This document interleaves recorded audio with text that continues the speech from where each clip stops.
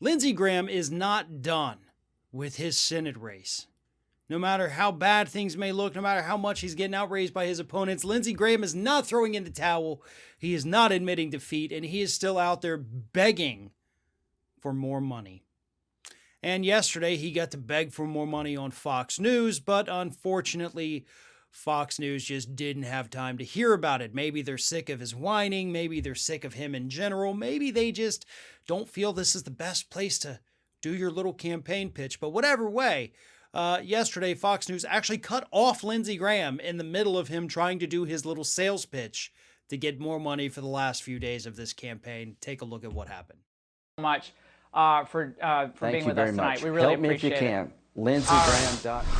All right, with 1 week.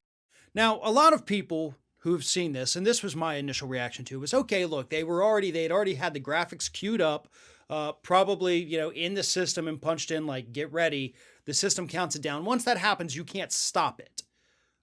So that graphic that cut him off and the noise, the whoosh, whatever noise it was, and the prompter switching for Laura Ingraham, that was all automated. You couldn't stop it, so they weren't actually cutting off Lindsey Graham. I do, to a degree, believe that is what happened, obviously.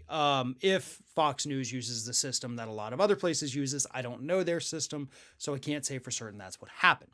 Now, here's the thing, though. Laura Ingraham absolutely could have been like, oops, sorry, Lindsey, didn't mean to cut you off, but anyway, moving on.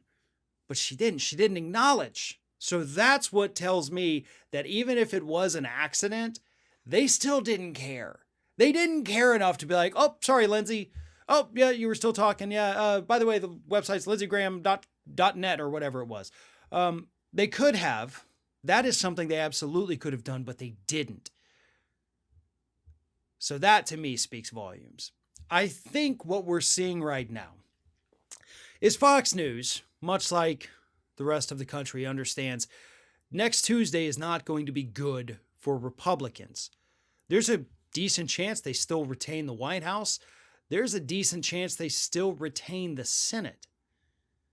But in order to do those things, it's most likely going to have to come down to a lot of voter suppression, possibly even cases that immediately go straight to the U.S. Supreme Court.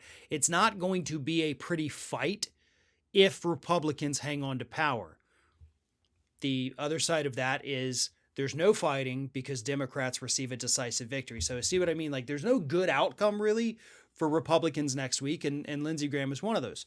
I do, however, have to issue a word of caution. There are polls in South Carolina right now showing that Lindsey Graham is still winning by like 8 or 9 points.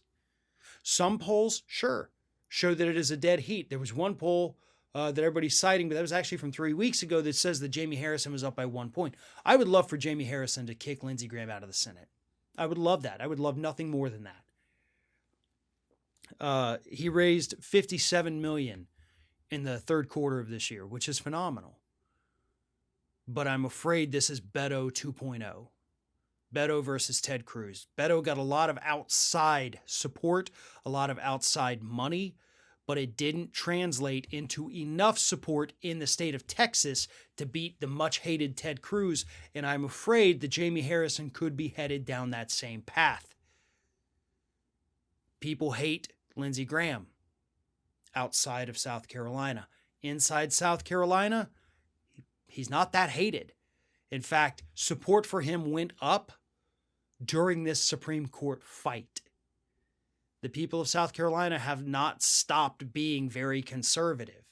So as great as it would be to get Lindsey Graham out of office, as awesome as it is to watch him whine like a little baby about wanting more money, I am afraid, and I hate to be, the bearer of bad news, I am afraid Lindsey Graham is headed for another 6-year term.